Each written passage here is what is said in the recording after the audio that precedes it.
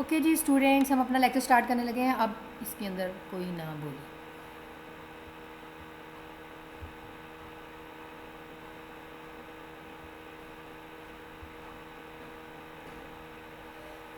हाँ जी, हमने इससे पहले अपने जो 25th चैप्टर्स हैं, लेक्चर्स हैं, नोट्स हैं, उनमें आपके जितने भी टॉपिक्स आए हैं वो सारे मतलब हमने कर लिए हैं। डिज़ाइनिंग भी देखी हमने, उसके बाद इसकी मेंटेनेंस को भी देखा, उसके डिफरेंट मेथड्स को देखा, री इंजीनियरिंग और रिवर्स इंजीनियरिंग को देखा। ठीक है जी, अब हमने देखना है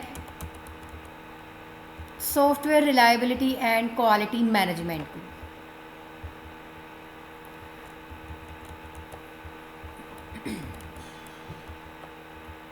हाँ जी, repeatable and non repeatable software development organisation. पहले तो इन दोनों में डिफरेंस देखेंगे हम, इसके अंदर क्या है repeatable versus non repeatable software. A repeatable software development organization is one in which the software development process is person independent। Okay, तो आपका जो रिपीटेबल सॉफ्टवेयर डेवलपमेंट ऑर्गेनाइजेशन ऐसी ऑर्गेनाइजेशन है आपकी जो सॉफ्टवेयर डेवलपमेंट प्रोसेस के अंदर, जहाँ पे कोई भी पर्सन जो है वो किसी के ऊपर डिपेंडेंट नहीं होता, इंडिपेंडेंटली काम कर रहा है। रिपीटेबल है ना, जब चाहे मर्जी उसको रिपीट किया जा सके। In a non repeatable software development organisation a software development project becomes successful primarily due to the initiative, effort, brilliance, ठीक है जी, enthusiasm displayed by certain individuals। तो यहाँ पे वो पर्सन इंडिपेंडेंट था। यहाँ पे ये सारी चीज़ें जो है नॉन रिपीटेबल के अंदर सक्सेसफुली इनिशिएटिव पे भी आप मतलब स्टार्ट पे भी कर सकते हैं। एफर्ट, आपकी जो ब्रिलियंस होती है, दिमाग से हम काम कर रहे हो, कोई भी जो सॉफ्टवेयर डेवलपर है वो उसके अंदर अपनी सारा फोकस, अपनी सारी मेहनत, ठीक है जी, लगा सकता है। तो ये दोनों में डिफरेंस है, माइनर था। दसा नॉन रिपीटेबल सॉफ्टवेयर की बात आगे भी ये कर रहे हैं। डेवलपमेंट ऑर्गेनाइजेशन एक ऐसी ऑर्गेनाइजेशन है the chance of successful completion, तो ये आपको प्रॉपर चांसेस प्रोवाइड करती है कि आपकी जो कंप्लीशन है वो सक्सेसफुल होनी चाहिए। Of the software project is to a great extent depend on the team member. हाँ जी भाई, बिकॉज इसके अंदर देखें इनिशिएटिव है, एफर्ट्स है, ब्रिलियंस, ईटीसी, ये सारी चीज़ें हैं, सर्टन इंडिविजुअल्स की मेहनत के ऊपर डिपेंड करता है। तो इस सेंस में कहा है कि आपके जो भी ऑर्गेनाइजेशन के चांसेस हैं, आपके जो सॉफ्टवेयर हैं, इसमें सक्सेसफुल कंप्लीट होना चाहिए आपका टोटल ओवरऑल प्रोजेक्ट जो भी आप चूज़ कर रहे हैं। जो अब कर कौन रहा होता है, आपकी टीम मेंबर्स। तो ये नॉन रिपीटेबल सॉफ्टवेयर आपके टीम मेंबर्स की एफर्ट के ऊपर डिपेंड करता है। वहाँ पे तो जो पर्सन इंडिपेंडेंट है ना, एक पर्सन, तो यहाँ पे टीम मेंबर्स हैं, यहाँ टीम मेंबर्स के ऊपर डिपेंडेंट है। ये पर्सन इंडिपेंडेंट है, इसमें कोई भी किसी के ऊपर डिपेंड नहीं कर रहा, लेकिन जो नॉन रिपीटेबल है वो टीम मेंबर्स के ऊपर क्या कर रहा है, डिपेंड्स ऑन है जी। Software reliability of a software product essentially denotes its trustworthiness और डिपेंडेबिलिटी। जी हाँ जी, रिलायबिलिटी चूँकि पायदारी की टर्म के अंदर आता है, तो सॉफ्टवेयर एसेंशियल क्या होता है, डिनोट होता है ट्रस्ट। हमें देखें, रिलायबल हम किसी चीज़ को कहते हैं, हमें पता चलना चाहिए कि ये चीज़ आपके मतलब फ्यूचर में कब तक चलेगी। ठीक है, हम होता है ना, वो एग्जांपल इसकी वही याद आ जाती है मुझे, डॉलेंस रिलायबल है, तो इस चीज़ से पता चल जाता है। देखिए, पायदारी होती है, ट्रस्ट करके हम उस चीज़ को ले लेते हैं, हाँ भाई ये बड़ी देर से चलती आ रही है, इसकी प्रोडक्ट्स बड़ी अच्छी होती हैं। ठीक है जी। Alternatively, reliability of a software product can also be defined as the probability of a product working correctly। और हमें ये भी श्योरिटी होनी चाहिए कि वो जो काम कर रही है आपकी प्रोडक्ट, वो करेक्टली काम कर रही है या नहीं, over a given period of time, जो भी आप टाइम पीरियड के लिए ले रहे हैं। ठीक है, आपको गारंटीज़ वगैरह प्रोवाइड कर दी जाती हैं।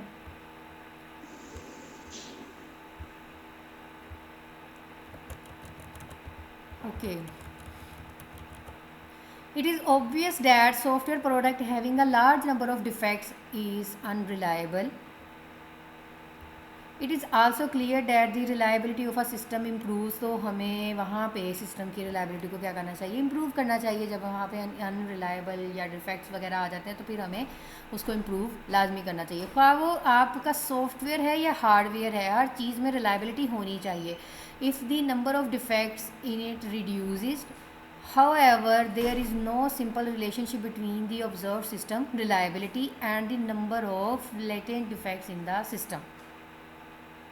तो इन एक्चुअली इनके दरमियान में कोई रिलेशनशिप नहीं है जो आप सिस्टम की रिलायबिलिटी और सिस्टम के डिफेक्ट्स की आपस में बात कर रहे हैं. हम सिर्फ और सिर्फ एक रिलायबिलिटी टर्म की बात कर रहे हैं कि आपने अपनी जो प्रोडक्ट है उसको रिलायबल बनाना है, उसको डिपेंडेबल बनाना है, ठीक है, इफेक्टिव बनाना है. For example, removing error from parts of software which are rarely executed make little difference and perceived reliability of the product. ठीक है, जो भी है वो रिलायबिलिटी ऑफ द प्रोडक्ट के ऊपर डिपेंड होती है.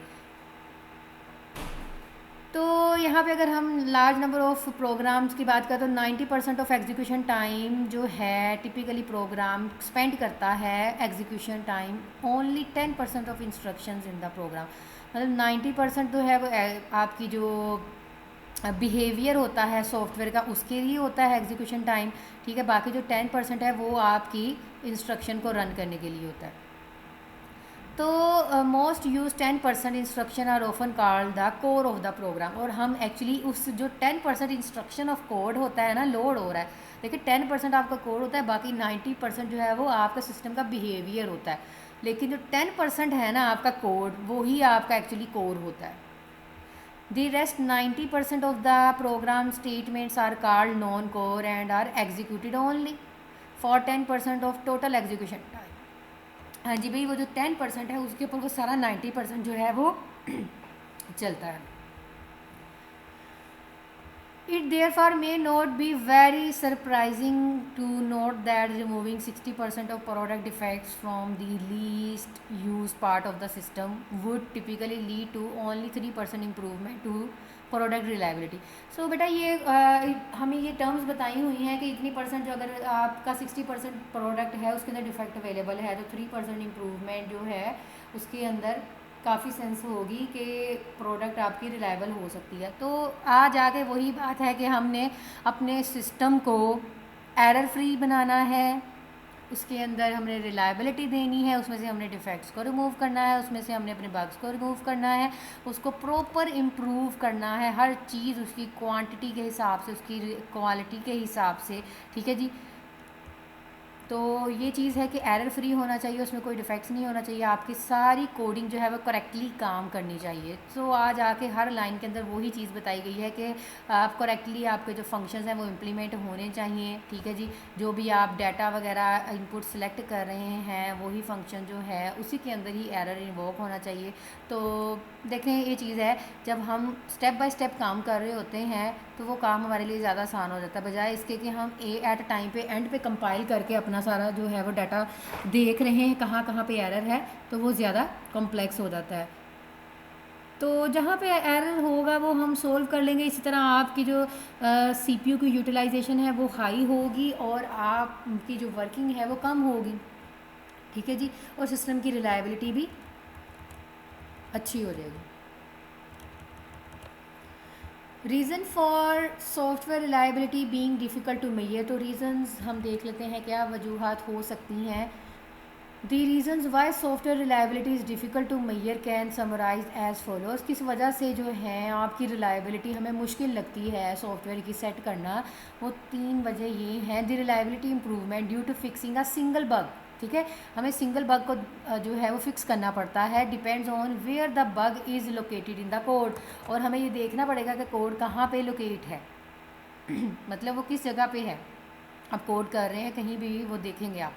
दी perceive reliability of a software, जो हम परसीव कर रहे होते हैं, परसेप्शन होती है ना, हमें देख के हमें पता चल जाता है. Product is high observer dependent. अब परसीवर किसको कहते हैं? देखिए, परसीव होता है हम किसी चीज़ को देख के फर्स्ट व्यू बयान कर दें कि ये बंदा ऐसा है. तो ये अब डेवलपर जो है, डेवलपर की नज़र भी ऐसी ही होनी चाहिए कि वो ऑब्जर्वर डिपेंडेंट होना चाहिए, उसे पता चलना चाहिए कि एक्चुअली ये एरर इधर आ सकता है. ठीक है, तो उसे शार्प होना चाहिए. The reliability of a product keep changing as error and defected and fixed. तो आपको एरर को चेंज भी करना पड़ेगा, उसको रिमूव करना पड़ेगा, डिफेक्ट जो भी हैं एरर्स हैं डिफेक्ट्स हैं उसको निकाल के सॉल्व करके उसको फिक्स करना पड़ेगा। तो ये कुछ प्रॉब्लम्स हैं, ये रीज़न है जिसकी वजह से हमें रिलायबिलिटी टफ लग रही होती है। Hardware reliability versus software reliability differs. तो हार्डवेयर रिलायबिलिटी दोनों जो हैं, सॉफ्टवेयर रिलायबिलिटी दोनों एक दूसरे के डिफरेंट हैं। अगर हार्डवेयर के अंदर डिफेक्ट है तो आप हार्डवेयर ही चेक करेंगे, आप सॉफ्टवेयर चेक करने नहीं बैठ जाएंगे। ये दोनों बहुत डिफरेंट है एक दूसरे से। हार्डवेयर और software are very different. For example hardware failures are inherently different from software failure. हमें पता है कि जब आपका हार्डवेयर फेल होता है तो हम उसको क्या करते हैं, रिप्लेस करते हैं, रिपेयर करते हैं, ठीक है।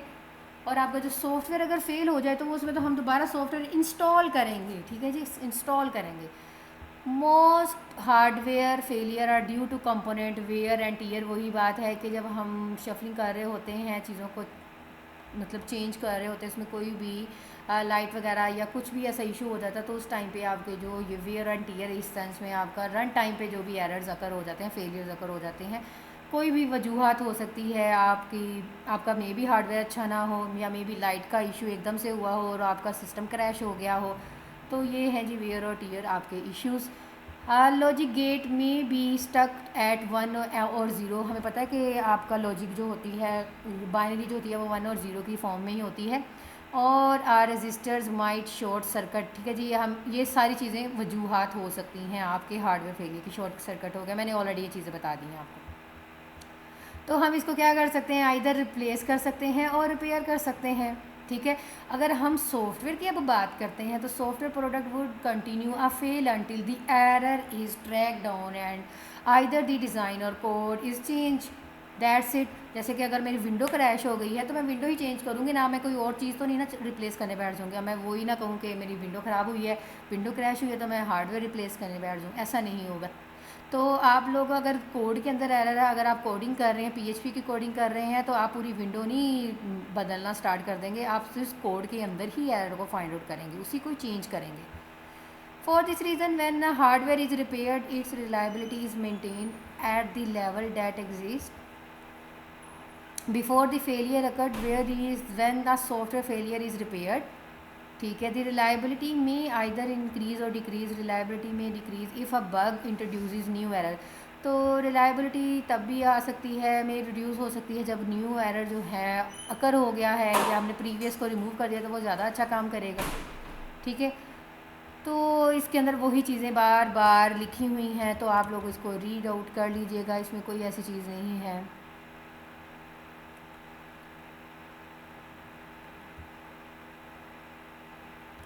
ओके, तो ये सिंपल आप डायग्राम के फॉर्म में बताया गया है कि हार्डवेयर प्रोडक्ट है, ये देखिए फेलियर हो रहा है अगर, तो फेलियर रेट यहाँ पे टाइम काउंट हो रहा है, बर्न इन लाइक कोई भी चीज़ मतलब बर्न इन हुई है, यूज़फुल लाइफ यहाँ पे तक जो टाइम है वो प्रॉपर चल रहा है, फिर उसके बाद वेयर आउट, ये अब ये यहाँ से हुई चीज़ आ रही है, ठीक है। इसको जब आप रीड करेंगे ना फिर आपको समझ आ जाएगी ये किस चीज़ की एग्जाम्पल है। एक्चुअली यही वो चीज़ है कि आपकी हार्डवेयर प्रोडक्ट है, अगर वो फेलियर रेट आ गया है तो उसको हम रिपेयर कर सकते हैं या फिर रिप्लेस कर सकते हैं। तो ऐसे ही करेंगे ना हम, लाइक अगर मेरी रैम वगैरह ख़राब हुई है तो हम उसी को ही लेंगे, ठीक है। हार्डवेयर तो बर्न का कॉन्सेप्ट यहाँ पे यूज़फुल लाइफ, ठीक है। अगर आप प्योर अपनी सेफ्टी चाहते हैं, अपने कंप्यूटर की सेफ्टी चाहते हैं, अपनी डिवाइस की सेफ्टी चाहते हैं, तो फिर हम उसको प्रॉपर जो है उसके पार्ट्स को लेंगे, रिपेयर करवाएंगे, वेयर आउट मतलब उसको न्यू कवर में डाल देंगे। तो अगर सॉफ्टवेयर प्रोडक्ट की बात करते हैं, जैसे कि failure rate of the product आ गया है अचानक से, तो अब आप क्या करेंगे, टेस्टिंग देखेंगे। हाँ जी भाई, इसमें टेस्टिंग अप्लाई होती है ना, आपको पता चलना चाहिए कि कहाँ पे आपकी सॉफ्टवेयर में एरर आया है, बग आया है। तो सॉफ्टवेयर में एरर और बग आता है, क्रैश नहीं होता ये, ठीक है। टाइम यूज़फुल लाइफ देख रहे हैं कि यहाँ पे ऑब्सोलीट मतलब कि रिजोल्व हो गई, हमें पता चल गया क्या प्रॉब्लम है। इसको इस सेंस में हम रिपेयर करेंगे, लेकिन आपकी जो हार्डवेयर है उसमें हमें टोटल ही चेंज करना पड़ेगा। Okay, reliability matrix. The reliability requirement for different categories of software product may be different. देखिए रिलायबिलिटी रिक्वायरमेंट के ऊपर डिपेंड करता है, जैसे डिफरेंट कैटेगरीज हैं तो फिर उसकी जो सॉफ्टवेयर प्रोडक्ट्स हैं वो भी तो डिफरेंट ही होंगी ना. अब हर कंपनी की अपनी एक प्रोडक्ट है, उसकी अपनी रिलायबिलिटी है, तो डिफरेंट कैटेगरीज हैं, उसकी अपनी रिलायबिलिटीज़ हैं. For this reason, it is necessary that the level of reliability required for a software product should be specified in SRS. ठीक है, और हमें ये रिलायबिलिटी जो है अपनी SRS के अंदर मेंशन करनी चाहिए. सॉफ्टवेयर रिक्वायरमेंट स्पेसिफिकेशन जो है वो बहुत इंपॉर्टेंट पार्ट है. अब तो आप लोगों को इसके बारे में पता चल गया होगा कि SRS क्या चीज़ होती है. कंप्लीट आप लोगों से कही थी. In order to be able to this, some metrics are needed to quantitatively express the reliability of a software product. ठीक है जी, और आपकी जो मैट्रिक्स होते हैं रिलायबिलिटी के क्वांटिटेटिवली टर्म को एक्सप्रेस करते हैं. तो ये भी गुड रिलायबिलिटी मेजर कौन कर सकता है? आपका जो ऑब्जर्वर डिपेंडेंट है, आपका जो प्रोग्रामर है, जिसकी परसेप्शन जो है वो बहुत तेज़ है. For example there are precise technique of measuring performance which would result is in obtaining the same performance value irrespective of who is carrying out the performance measurement. कि वो देख रहा है कि कौन इसको obtain कर रहा है और उसकी performance जो है वो कैसे है. अब प्रैक्टिस में अगर हम देख लेते हैं रिलायबिलिटी मेजरमेंट टेक्निक जो है वो डिफरेंट अप्लाई हो सकती हैं, लेकिन वही बात स्टैटिस्टिक्स के फार्मूलाज वगैरह हैं, कोरिलेशन, ठीक है जी, इस तरह के जो फार्मूलाज हैं स्टैटिस्टिक के हम इसके ऊपर अप्लाई करते हैं रिलायबिलिटी उसकी क्वांटिफाई को मेजर करने के लिए. तो हम ये देख लेते हैं यहाँ पे. There are 6 reliability metrics which can be use to quantify the reliability of a software product. तो यहाँ पे 6 मैट्रिक्स हैं. हाँ जी भाई, सबसे पहले है ROCOF, rate of occurrence of failure. ठीक है जी, ROCOF rate of occurrence of failure measures the frequency of occurrence. इसका क्या काम है? मेजर करने. इसने फ्रीक्वेंसी ऑफ अक्रेंस मतलब जहाँ पे फ्रीक्वेंसी मौजूद है ऑफ अनएक्सपेक्टेड बिहेवियर, जहाँ पे मतलब चाह नहीं रहे हैं लेकिन वो अनएक्सपेक्टेड बिहेवियर शो कर रहा है. तो इस तरह के एरर्स को भी हम फेलियर्स का ही नाम देते हैं. अब समटाइम्स आप काम कुछ करना चाह रहे हो, वो कुछ और ही प्रोड्यूस करी जा रहा है, तो ये भी आपके फेलियर में काउंट होता है. तो ROCOF measures of a software product can be obtained by observing the behaviour of a software product in operation over a specified time interval. तो ये जो है ऑब्जर्व करेगा एक स्पेसिफाइड टाइम इंटरवल जो आपने मेंशन किया होगा. Then recording the total number of failures according to during the interval. हाँ जी भाई, जितने आपके फेलियर्स आए वो सारा टाइम, रिकॉर्डिंग का टाइम, फेलियर्स का टाइम, सब आपस में कैलकुलेट होंगे. जब आपने प्रोडक्ट को स्टार्ट किया वो टाइम नोट कर लिया, जब उसमें फेलियर अकर हुआ वो टाइम नोट कर लिया. ठीक है, जितने टाइम से लेकर जितने टाइम तक फेलियर अकर हुआ है फिर इसका टाइम इंटरवल निकाला. ठीक है, इनमें डिस्टेंस फाइंड आउट किया तो आपको पता चल जाता है कि rate of occurrence of failure क्या है.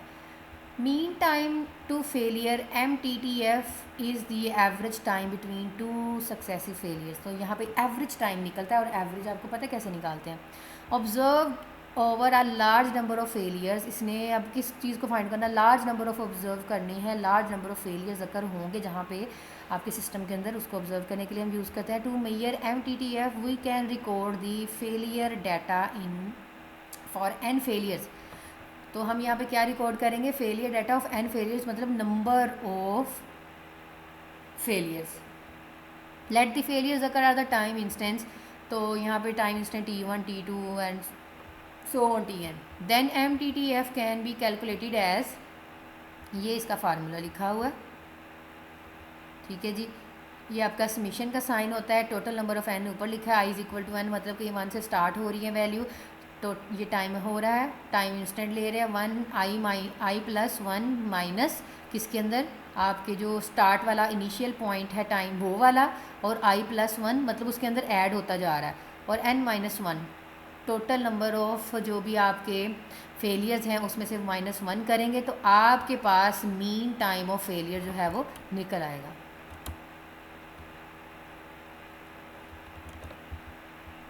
It is important to note that only run time is considered in the time measurement, the time for which the system is down to fix the error.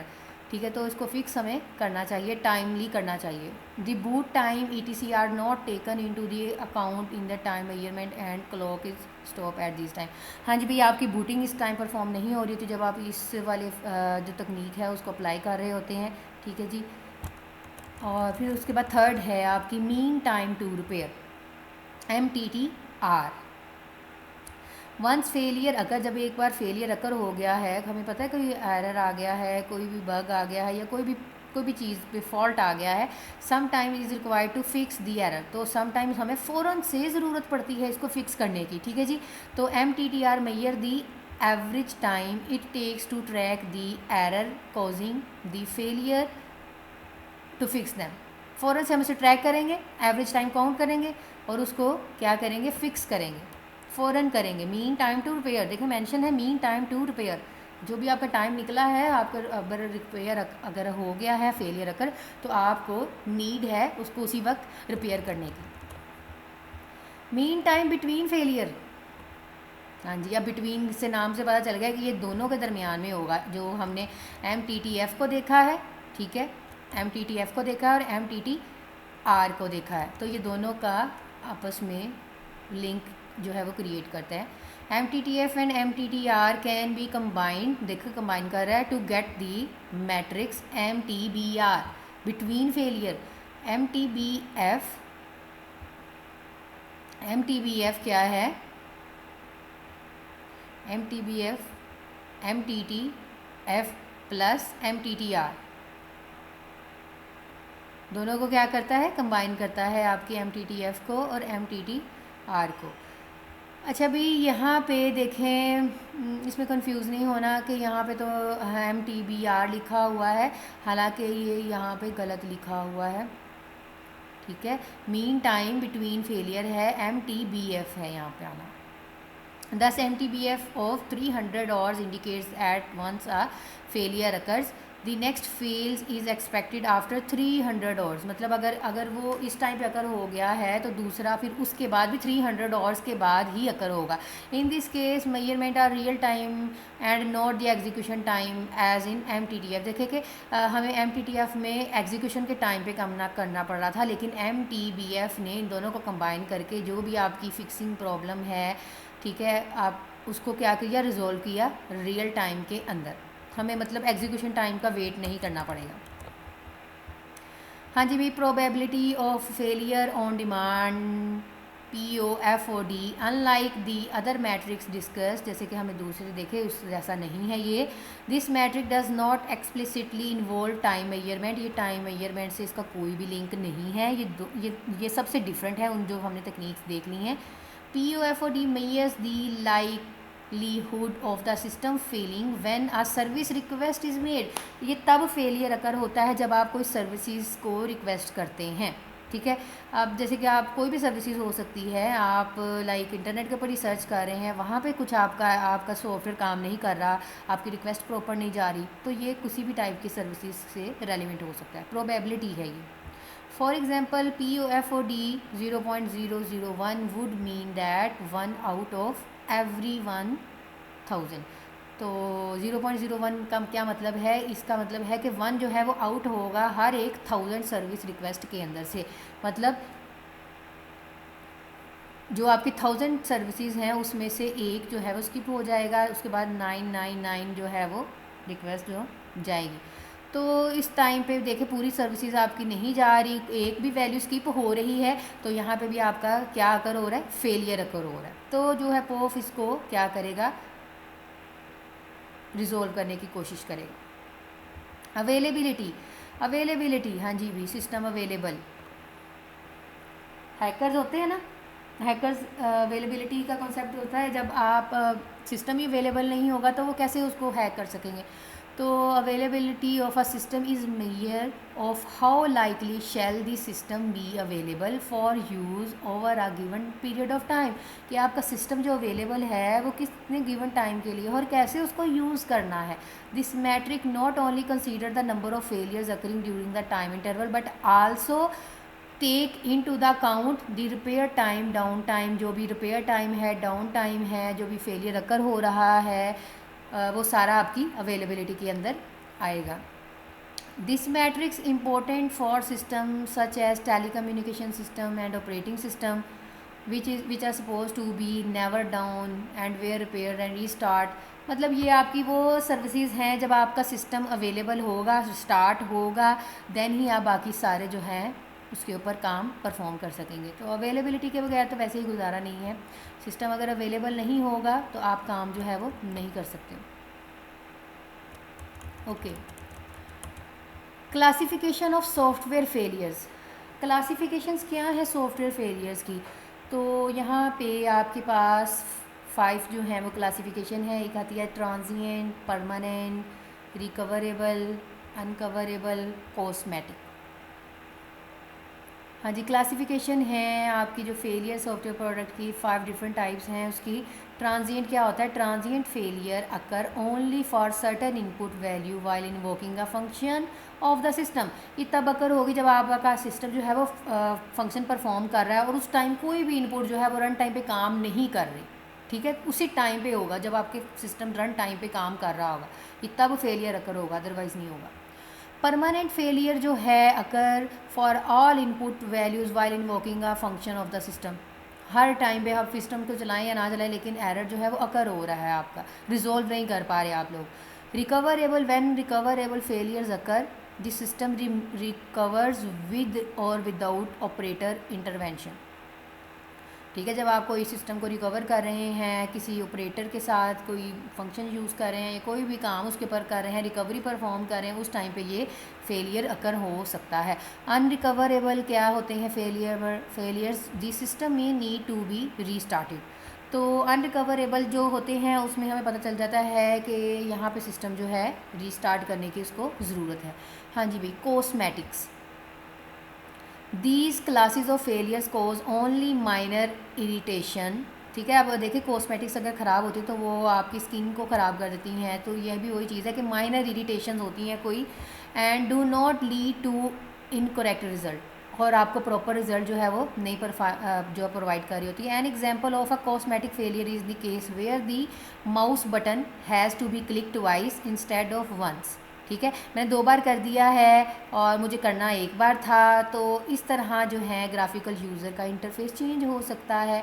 तो आपकी ये जो उस time error जो है failure जो है वो अकर हो रहा होता है. लाइक मैंने माउस को 2 बार क्लिक कर दिया, मुझे 1 बार करना था और मेरा सारा काम जो है वो ख़राब हो गया. तो ये भी समटाइम्स आपके फेलियर का बाइस बनते हैं.